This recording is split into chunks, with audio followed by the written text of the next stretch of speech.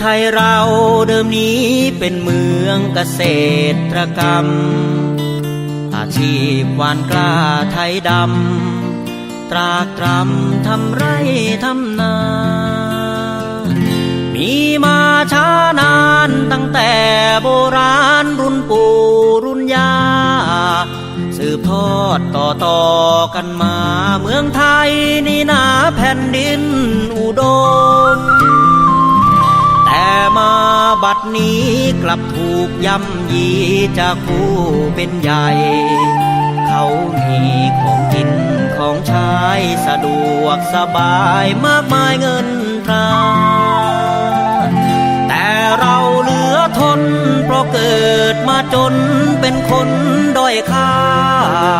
ไม่เหมือนพวกเทวดาที่เขาเกิดมาฐานะมั่งมี